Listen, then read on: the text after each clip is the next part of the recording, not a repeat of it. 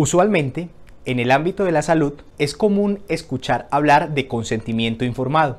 Pero, ¿qué es consentimiento informado? ¿Cuáles son sus características? ¿Cómo se clasifica?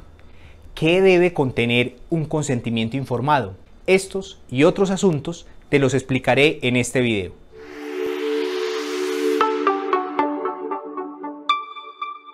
Hola, mi nombre es José Manuel Flores Ramos, soy abogado con especialización en Derecho Médico y además soy profesional de la salud. Brindo mis servicios a todo Colombia con el equipo de Tu Jurista en Salud. En este video te hablaré acerca del consentimiento informado. Comencemos por decir ¿qué no es consentimiento informado? Consentimiento informado no es una firma en un papel. Consentimiento informado no es un formato estandarizado. Consentimiento informado no es un trámite en cabeza del personal administrativo. El consentimiento informado encierra un conjunto de acciones que, por un lado, contienen un deber profesional y por otro, un derecho fundamental de las personas. En este caso, los pacientes. Este derecho fundamental es el libre desarrollo de la personalidad, cuyo núcleo esencial es la autonomía. En últimas, como cualquier otro derecho fundamental, lo que se busca es la satisfacción de la dignidad humana. En el contexto médico-sanitario, este acto alberga, por un lado, las acciones del profesional de la salud para dotar de información al paciente y a su familia. Toda la información que estos necesiten, en particular el paciente, para la toma de decisiones de su condición en salud y su cuerpo. A la vez, este acto contiene las respuestas y decisiones sobre las intervenciones que, con base a la información recibida, el paciente adopte. La resolución 3100 del 25 de noviembre de 2019, es decir, la habilitación en salud, describe el consentimiento informado como la aceptación libre, voluntaria y consciente de un paciente o usuario, manifestada en el pleno uso de sus facultades después de recibir la información adecuada, para que tenga lugar ese acto asistencial. Para efectos, en el estándar de historia clínica, el consentimiento informado es el documento que se produce luego de la aceptación de las condiciones anteriormente descritas. En caso que el paciente no cuente con las facultades plenas, la aceptación del acto médico la hará el familiar, allegado o representante que sea responsable del paciente. Dentro de las características del consentimiento informado encontramos las siguientes. El consentimiento informado debe ser previo al acto asistencial, es decir, antes de esa intervención o antes de ese procedimiento. El consentimiento informado debe ser libre, es decir, no coaccionado. Esa palabra coacción significa utilizar la fuerza para que alguien te diga que sí. El consentimiento informado debe ser informado, valga la redundancia. ¿Por qué? Porque esa información tiene que ser suficiente y oportuna. Y esa información debe ser entendida por la persona que recibiría, en este caso, la atención. Otra característica es que el consentimiento informado debe ser cualificado. Es decir, según el acto asistencial, procedimiento o intervención, se brinda información sobre este y debe haber un cumplimiento de determinadas formalidades. Algunos teóricos sobre el tema realizan una clasificación de este acto, consentimiento informado, y esta puede ser según las formalidades en verbal o escrito, o según el mecanismo o momento de manifestación de la voluntad, en actual y previo. Existe también el consentimiento sustituto, que es la manifestación de la voluntad de un tercero por el paciente, cuando éste es, por ejemplo, incapaz. Respecto a qué debe contener el consentimiento informado, pues básicamente se utilizan las WH, es decir, las WH en inglés, es decir, qué se va a hacer, por qué se va a hacer, dónde se va a hacer, cuándo se va a hacer, qué riesgos implica llevar a cabo ese acto, qué alternativas existen a lo que se propone, qué pasaría si no se realiza ese acto asistencial. Entonces, básicamente, una de las competencias que se debe poner en práctica el profesional de la salud es precisamente esa competencia de la comunicación efectiva para dar cumplimiento a esos requisitos que te mencioné que debe contener el consentimiento informado. Si eres parte de una clínica o un hospital, o si eres un profesional de la salud y quieres que te ayudemos a diseñar o construir ese consentimiento informado y que cumpla todos los requisitos, contrata entonces nuestros servicios. Estaremos muy complacidos en poderte ayudar. Si eres un paciente y sientes que te vulneraron el derecho a la información en el consentimiento informado, también te podemos asesorar en tu situación. Ahora bien, cuando el paciente se encuentra en estado de inconsciencia, cuando es menor de edad o cuando tiene alteración del estado mental, el consentimiento informado tiene una variación. En un próximo video haremos hincapié o haremos referencia a esas situaciones excepcionales, puesto que esto es un tema que también tiene que ver con el concepto que se maneja en la ciencia jurídica o en el derecho, que conocemos como la capacidad. Existe mucha jurisprudencia referente a este tema, al consentimiento informado. Esa palabra jurisprudencia pues hace referencia a las decisiones o sentencias que emiten los tribunales, como la Corte Suprema de Justicia, el Consejo de Estado o la Corte Constitucional.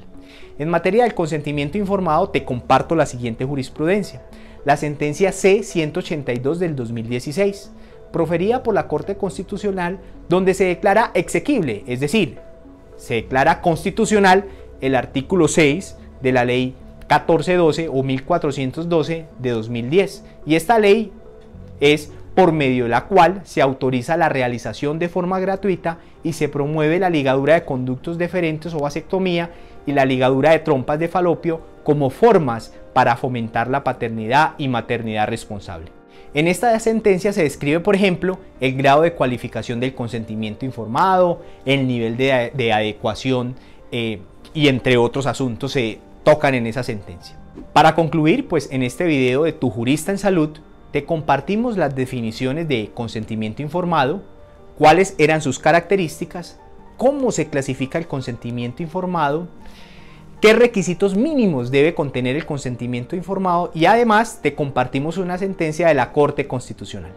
Si quieres conocer nuestros servicios para clínicas, hospitales, EPS, firmas jurídicas, instituciones educativas o profesionales de la salud, o si eres un paciente que requiere alguna asesoría relacionada con atención en salud, e inclusive si eres un abogado o un jurista con un asunto de responsabilidad médica y estás lógicamente en cualquier parte de Colombia, te podemos ayudar. Si te gustó este contenido, pues dale me gusta y te invitamos a suscribirte a nuestro canal y visitar nuestra página web, que está en la descripción de este video. No olvides que nuestro eslogan es para la eficiencia en el servicio y la garantía del derecho a la salud.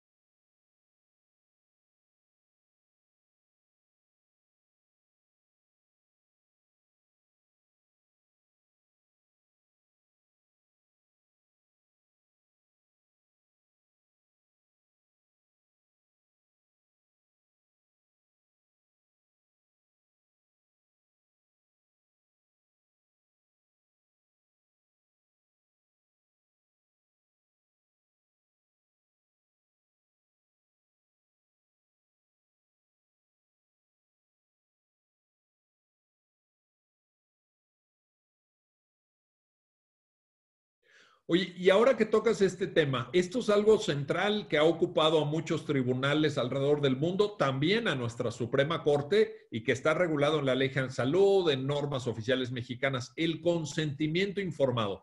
Porque naturalmente cuando uno acude ante un profesional de la medicina, cuando uno pues tiene que practicarse, incluso imaginemos en el peor caso, pues una cirugía, hay un ámbito de incertidumbre. Es decir, pues si tú no eres médico, no sabes exactamente qué te van a hacer, cuál va a ser el proceso de recuperación, cuál es el porcentaje de riesgo o de incluso de fallecimiento, porque también hay un porcentaje de posibilidades de que no la libres en una atención quirúrgica, por ejemplo. Entonces, ¿qué papel juega? Bueno, primero, ¿qué es? Y luego, ¿qué papel juega en todo esto que estamos hablando de la malpraxis médica? El consentimiento informado que mencionabas, eso. Bueno, mira, en términos muy generales, sin el propósito de abondar tanto, pues el consentimiento informado consiste en la obligación que tiene el médico de hacerle saber al paciente los procedimientos, bueno, primero el padecimiento, los procedimientos y la posibilidad de resultados respecto de la enfermedad o la iatrogenia que está presentando. Esto significa que, bueno, pues tendrá la obligación el médico de explicarle, dice la Ley General de Salud, detalladamente cuál es el padecimiento que tiene, pero además también la Ley General de Salud establece que con un lenguaje apropiado. ¿Por qué? Porque el lenguaje de los médicos es muy técnico, ¿no? Entonces, pues no todos entendemos lo que dice. Entonces, explicarle lo más detalladamente posible con un lenguaje que resulte de fácil comprensión, de qué se trata el padecimiento, cuál es el procedimiento que le van a llevar a cabo, y cuál es la posibilidad de obtener un resultado exitoso o no. Ojo, porque no en todos los casos se puede dar un consentimiento informado porque simplemente es imposible realizarlo y es cuando entra el médico con toda su responsabilidad a poner todo su conocimiento.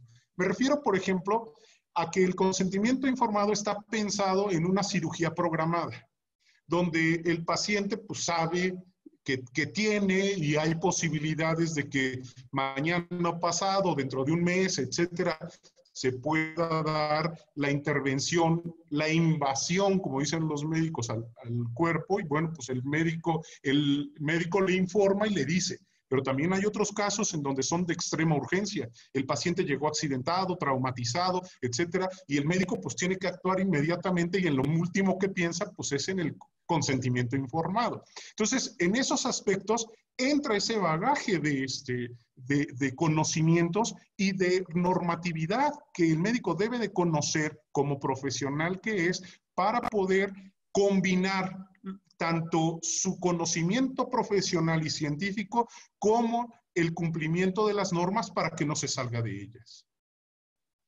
Oye, cuando señalabas que este consentimiento informado se debe dar en términos de lo que la propia Ley General de Salud establece, evidentemente, se debe dar de manera detallada.